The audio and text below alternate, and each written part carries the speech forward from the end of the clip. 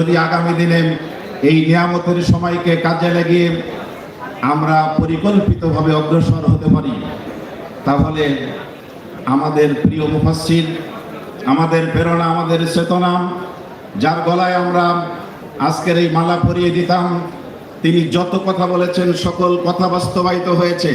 একটি কথা আমাদের জন্য তিনি রেখে গেছেন যে আগামী দিনে জালিমদের নাকের ডোগায় কালেমার বিজয় পতাকা পথ করে উঠবে। আর এই বিজয় পতাকা উড্ডীন করার জন্য বাংলাদেশ মাজলিসুল মুফাসসিরিন শহীদি কাফেলা বাংলাদেশ জামাত ইসলামী আরেকবার বিপ্লবের জন্য যদি ডাক দেয়, জান প্রাণ, জান এবং মাল বিনিয়োগ করে আল্লাহর জমিনে ওহির বিধান প্রতিষ্ঠা করতে কে কে রাজি আছেন? আরেকবার হাত তুলে দেখান। সম্মানিত ভাইরা আমার, এখানে শিক্ষক আছেন, এখানে পিতা আছেন, এখানে বড় ভাই আছেন, এখানে অভিভাবক আছেন। আমাদের ছাত্র ভাইরা একটা অপরাধকে সামনে রেখে বুকের তাজা রক্ত ঢেলে দিয়ে জীবন বাজি রেখে তারা প্রমাণ করেছেন বাতিলের কাছে আমরা মাথা নত করি নাই, আমরা বুক পেতে দিয়েছি। আমার রাজশাহীর রাইহান ভাই শহীদ হয়েছেন, আমার রাজশাহীর, আমার রংপুরের সাইদ ভাই শহীদ হয়েছেন। আমাদের জন্য একটা কাজ রেখে গেছেন, সেটা হচ্ছে একটা অপরাধকে সাথে রেখে হাজার হাজার ছাত্র জনতা জীবন দিয়েছেন, তারা আজকে হাত ছানি দিয়ে রাখছে। আমার শিক্ষকেরা, আমার অভিভাবকেরা, আমার প্রিয় ওলামায়ে কেরামরা, আজকে এখনো বাংলাদেশ থেকে অপরাধ দূর হয়নি। সুতরাং ওয়াকাতিলুহুম হাত্তা লা তাকুনা ফিতনা ওয়া ইয়াকুনুদ দীনু কুল্লুহু লিল্লাহ। যতক্ষণ পর্যন্ত ফিতনা বাংলা থেকে দূর না হবে, ইসলামের বিজয় প্রতিষ্ঠিত না হবে, ততক্ষণ পর্যন্ত আমাদের সংগ্রাম চলতেই থাকবে। আরেকবার আল্লাহকে হাত তুলে দেখায় কে কে রাজি আছেন? লিল্লাহি তাকবীর। আসসালামু আলাইকুম ওয়া রাহমাতুল্লাহ। আলহামদুলিল্লাহ, আসলে আমরা আমাদের সম্মানিত দায়িত্বশীলদেরকে কাছে পেয়ে আমরা তাদের কাছ থেকে অনেক কথা শোনার মনে বড় আশা, কি বলেন আপনারা? কিন্তু অনিবার্য বাস্তবতায় আমাদের একটুখানি রদবদল করতে হচ্ছে।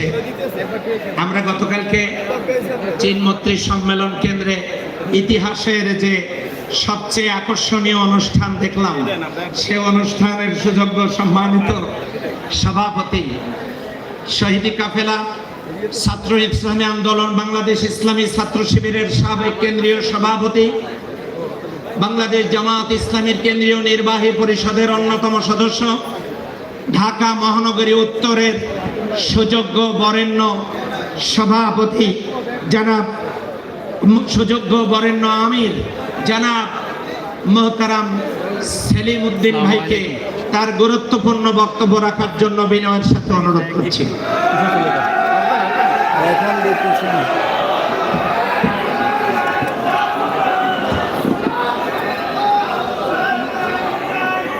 আসসালামু আলাইকুম ওয়া রাহমাতুল্লাহি ওয়া বারাকাতুহু। আলহামদুলিল্লাহি রাব্বিল আলামিন, ওয়াসসালাতু ওয়াসসালামু আলা সাইয়্যিদিল আম্বিয়া ওয়াল মুরসালিন ওয়া আলা আলিহি ওয়া সাহবিহি আজমাইন। আজকের এই ঐতিহাসিক জাতীয় মাজলিসুল মুফাসসিরিন কর্তৃক আয়োজিত মুফাসসিরে কেরামদের এই আয়োজনের সম্মানিত মোহতারাম সভাপতি হযরত মাওলানা আব্দুল হামিদ সাহেব, মঞ্চ উপবিষ্ট আজকের প্রধান বক্তা, গণমানুষের প্রিয় কাফেলা বাংলাদেশ জামাত ইসলামীর কেন্দ্রীয় সহকারী সেক্রেটারি জেনারেল, বাংলাদেশ ইসলামী ছাত্র শিবিরের প্রাক্তন কেন্দ্রীয় সভাপতি, আমাদের সকলের শ্রদ্ধেয় জনাব মাওলানা রফিকুল ইসলাম খান, মঞ্চ উপবিষ্ট হযরত উলামায়ে কেরাম, সামনে উপস্থিত সম্মানিত মুফাসসিরিন কেরাম, সাংবাদিক বন্ধুগণ, আমি দুই তিনটি মৌলিক বিষয়ে আপনাদের সদয় বিবেচনার জন্য আপনাদের সামনে পেশ করতে চাই। প্রথম কথা হচ্ছে, আল্লাহ তাআলা যে নিয়ামতপূর্ণ দিন আমাদেরকে দিয়েছেন, ইসলাম দিয়েছেন, আল্লাহ তাআলা নিজেই উল্লেখ করেছেন, আউযু বিল্লাহি মিনাশ শাইতানির রাজীম, আল ইয়াওমা আকমালতু লাকুম দীনাকুম ওয়া আতমামতু আলাইকুম নি'মাতি ওয়া রাদিতু লাকুমুল ইসলাম দীনা। ইসলামকে আল্লাহ রাব্বুল আলামিন যেখানে ইসলাম বোঝাতে চেয়েছেন সেখানে দিন শব্দ ব্যবহার করেছেন। দিন মানে হচ্ছে জীবন ব্যবস্থা, মানুষের সার্বিক জীবনের যে ব্যবস্থা, অর্থাৎ দুনিয়ায় মানুষ যে ব্যবস্থার অধীনে চলবে, সকলকে চলতে হবে। দুনিয়ার যাবতীয় ব্যবস্থা যে দিনের অধীনে চলবে সেটা হচ্ছে ইসলাম। আর ইসলামকে বোঝাতে গিয়ে আল্লাহ তাআলা সব জায়গায় দিন শব্দটা ব্যবহার করেছেন। এই জায়গাটা আমাদের সাধারণ মুসলমানদের কাছে তো বটেই, অনেক আলেম ওলামাদের কাছেও হয়তোবা জানা আছে, কিন্তু বলার ক্ষেত্রে, প্রকাশ করার ক্ষেত্রে, বোঝানোর ক্ষেত্রে আমি অন্তত ওয়াজের একজন ভালো শ্রোতা হিসেবে আমি খুব আহত হই, হতাশ হই যে বিরাট সংখ্যক হযরত উলামায়ে কেরাম ইসলাম যে দিন, এই দিনটা কি আল্লাহ তাআলা বলেছেন এটাই একমাত্র দিন তার পক্ষ থেকে, ইন্নাদ দীনা ইনদাল্লাহিল ইসলাম। এবং আল্লাহ বলেছেন আমান ইয়াবতাগি গায়রাল ইসলামি দীনান ফালান ইউকবালা মিনহু ওয়া হুয়া ফিল আখিরাতি মিনাল খাসিরিন। তার মানে এই দিন ছাড়াও আরো দিন আছে যেগুলো বাতিল দিন।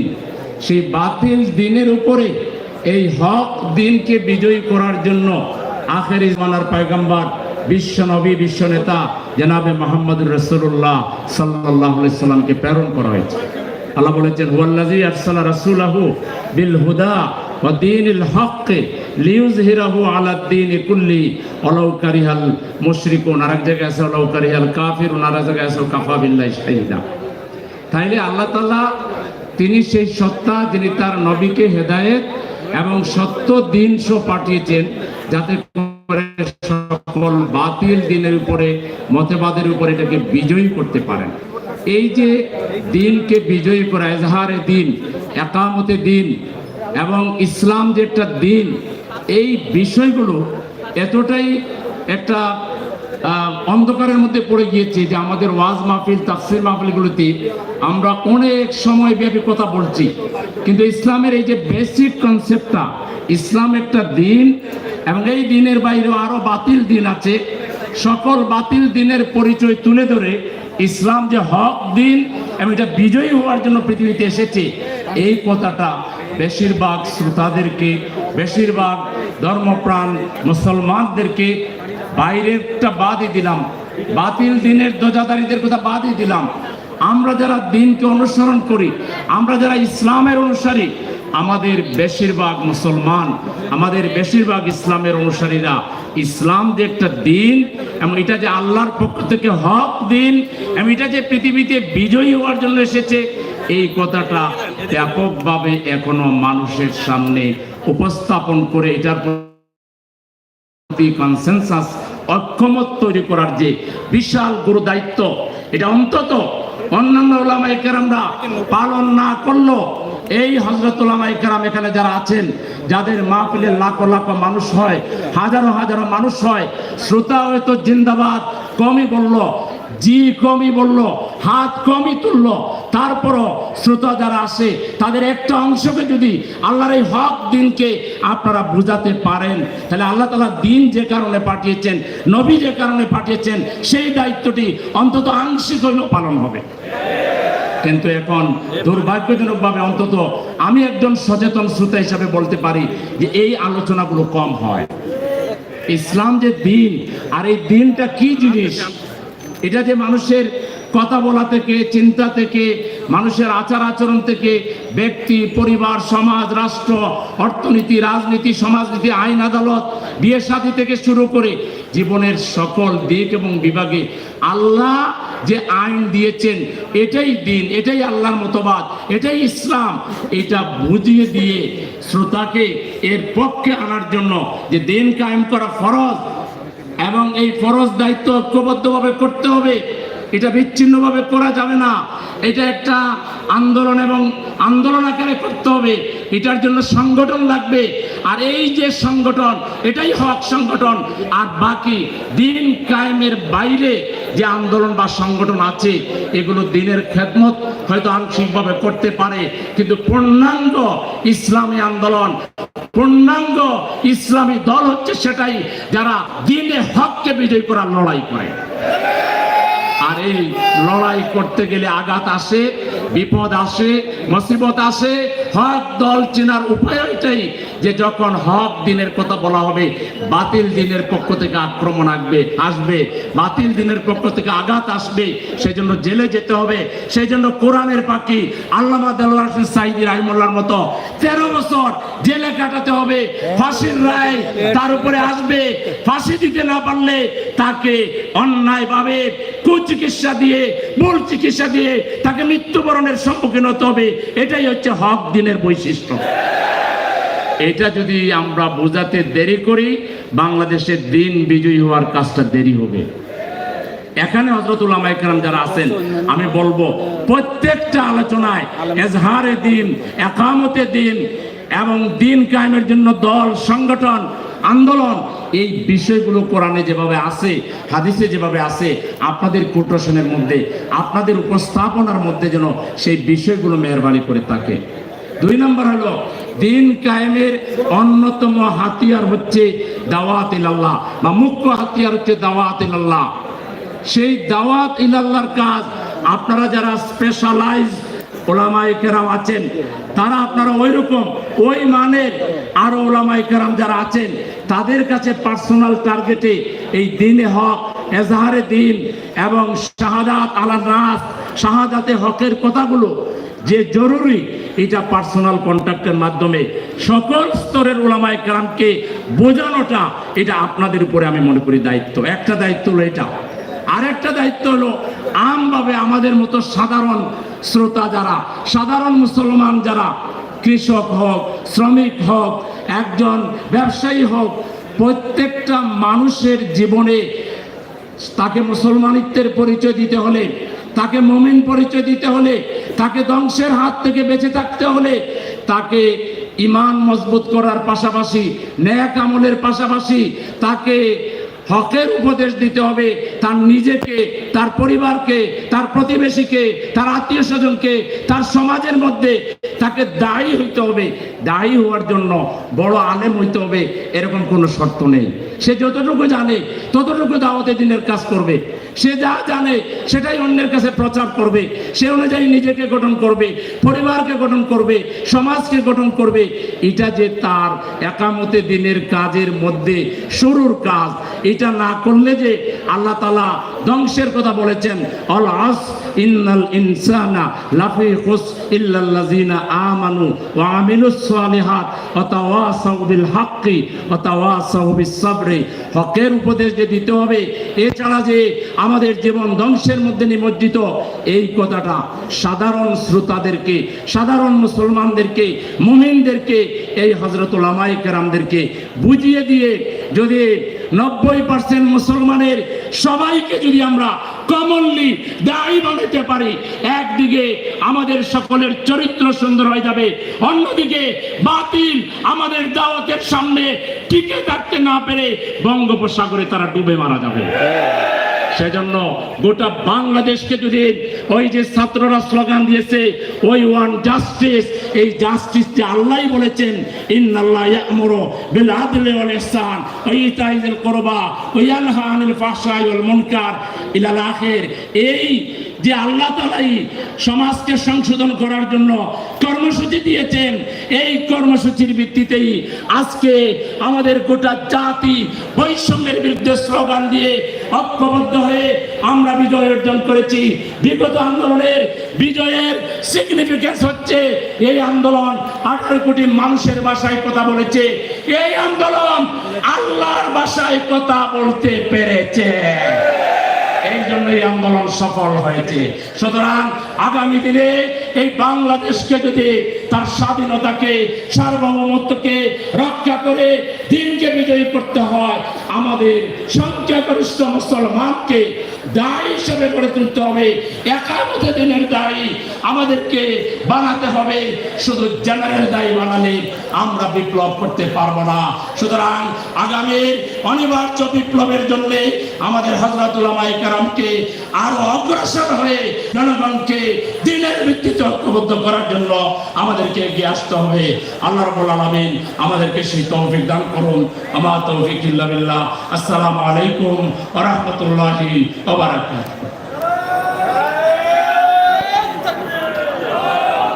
আলহামদুলিল্লাহ, অল্প সময়ে অত্যন্ত গুরুত্বপূর্ণ বক্তব্য পেশ করেছেন ঢাকা মহানগরী উত্তরের সুযোগ্য আমির জনাব মোহতারাম সেলিম উদ্দিন ভাই।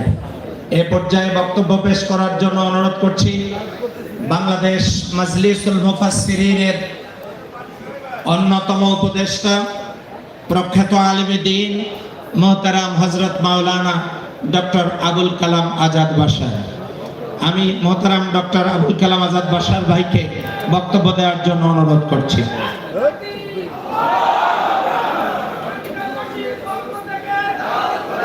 السلام عليكم ورحمة الله وبركاته. الحمد لله وحده والصلاة والسلام على نبينا محمد الذي لا نبي بعده وآله وأصحابه ومن والاه أجمعين. আজকের চমৎকার আয়োজনের সম্মানিত সভাপতি, সম্মানিত প্রধান অতিথি সহ অন্যান্য অতিথিবৃন্দ, আমার সম্মুখে উপস্থিত জাতির কর্ণধার, জাতির দিকফার হযরত উলামায়ে কেরাম, আল্লাহ শুকরিয়া যে আল্লাহ তাআলা আমাদেরকে দীর্ঘ 17 বছর পরে মন খুলে কথা বলার সুযোগ দিলেন। আমাদের বাংলাদেশ মাজলিসুল মুফাসসিরিন, আমরা গত বছর প্রেস ক্লাবে একটি ছোট্ট কনফারেন্স করতে চেয়েছিলাম, কিন্তু আমরা ঠিক শেষ সময় এসে করতে পারিনি। জালেমরা আমাদের কণ্ঠ চেপে ধরেছিল, তারা আমাদেরকে আমাদের স্বাধীন দেশে পরাধীন করে রেখেছিল, কিন্তু আল্লাহ তাআলার বড় দয়া যে আল্লাহ তাআলা তাদেরকে আজকে দেশ ছাড়া করে দিয়েছেন। আজকের এই প্রোগ্রামটা চমৎকার একটি সময়ে আয়োজিত হয়েছে, কারণ আমাদের অলরেডি মাহফিলের মৌসুম শুরু হয়ে গেছে। আগামী 6 মাস এই দেশ থাকবে আলেমদের হাতে। এমন কোনো দিন থাকবে না যেদিন এই দেশে 100-200 মাহফিল অনুষ্ঠিত হবে না। এক এক দিন লক্ষ লক্ষ মানুষের সামনে আমরা কোরআনের কথা তুলে ধরার একটি সুযোগ পাব। আজকের এই প্রোগ্রাম থেকে আমরা কিছু ফুয়েল সংগ্রহ করব। আমাদের অভিভাবক দায়িত্বশীলরা আমাদেরকে কিছু পরামর্শ দেবেন, আমরা সেগুলোকে কাজে লাগিয়ে আগামীর বাংলাদেশ ইসলামের পক্ষে তৈরি করব ইনশাআল্লাহ। আলহামদুলিল্লাহ, ইতিমধ্যে ইসলামী আন্দোলনের পক্ষে সারা দেশে একটি গণজাগরণ তৈরি হয়েছে। আমাদের মূল সংগঠন মাদার সংগঠন জামাত ইসলামীর আমিরে জামাতের কর্মতৎপরতার কারণে ইতিমধ্যে বাংলাদেশের মানুষের আশা আকাঙ্ক্ষার দল জামাত ইসলামী হয়ে উঠেছে। আশা করছি আমরা যদি যথাযথ ভূমিকা পালন করে আগামী 6 মাস মাহফিলে সময়টা যথাযথ কাজে লাগাতে পারি, এই দেশের অধিকাংশ মানুষের জনমত ইসলামী আন্দোলনের পক্ষে তৈরি করা সম্ভব হবে। এজন্য আমার বিনীত আরজ থাকবে যে আমরা আগামী প্রোগ্রামগুলোতে একামতে দ্বীনের পক্ষে জোরালো আলোচনা করতে চাই। মোহতারাম সেলিম উদ্দিন ভাই যে বিষয়টি আমাদেরকে দিক নির্দেশনা দিলেন, আজহারের দ্বীন নিয়ে আমরা কথা বলতে চাই, আলেমদের মাঝে ঐক্য তৈরি করতে চাই। ইনশাআল্লাহ পরিবর্তিত পরিস্থিতিতে বাংলাদেশের আলেমরা অনেকটাই কাছাকাছি এসে গেছে। আমরা যদি আলেমদেরকে ঐক্যমত্য করতে পারি, ঐক্যবদ্ধ করতে পারি, আর এদেশের আলেমরা একমত হয়ে যায়, জালেমরা লেজ তুলে পালিয়ে যাবে। এই জন্য আমাদের প্রয়োজন জাতিকে ঐক্যবদ্ধ করা। আমরা নোট করে বিষয়ভিত্তিক আলোচনার প্রতি মনোযোগী হতে চাই। যারা আমাদের সিনিয়র বক্তা ছিলেন, বিশেষ করে আল্লামা সাইদি রাহমাহুল্লাহর আলোচনা আমরা শুনে শুনে বড় হয়েছি। তিনি ওনার আলোচনাতে এলোমেলো আলোচনা করতেন না। একটি বিষয় নিয়ে কথা 1.5 ঘন্টা 2 ঘন্টাও তিনি লম্বা আলোচনা যদিও করতেন, এই 2 ঘন্টা 1.5 ঘন্টা 2.5 ঘন্টাতে তিনি বিষয়বস্তুর বাহিরে খুব একটা যেতেন না। আমরা এই বিষয়টি খেয়াল রাখবো। আর যারা আমার অনুজ আছেন, আমার সমবয়সী আছেন, আমরা সিনিয়রদের থেকে শিখে আমরা জুনিয়ররা এই পথে আগাতে চাই। অপ্রয়োজনীয় প্রাসঙ্গিক গরম বক্তৃতা দিয়ে মাঠ সাময়িক গরম করা যায়, কিন্তু মতবাদ মানুষের কর্ণকোহরে পৌঁছানো যায় না। মানুষের দিলে যদি আপনার চিন্তাটাকে ঢুকাতে চান, যৌক্তিক দালিলিক আলোচনা প্রয়োজন। এই জন্য আমরা নোটভিত্তিক আলোচনা করব, অপ্রাসঙ্গিক কথা কম বলবো যতটা পারি, তথ্য দেওয়ার সময় সতর্ক থাকব। এখন মিডিয়ার যুগ, আপনি যা বলছেন সেটা অন্যের কাছে পৌঁছে যাবে, এই জন্য অসত্য তথ্য যেন আমরা উপস্থাপন না করি। অনেক বিজ্ঞ আলোচক অসত্য তথ্য দেওয়ার কারণে মানুষের কাছে হাসির পাত্রে পরিণত হচ্ছেন। এই বিষয়গুলো আমরা সতর্ক থাকব।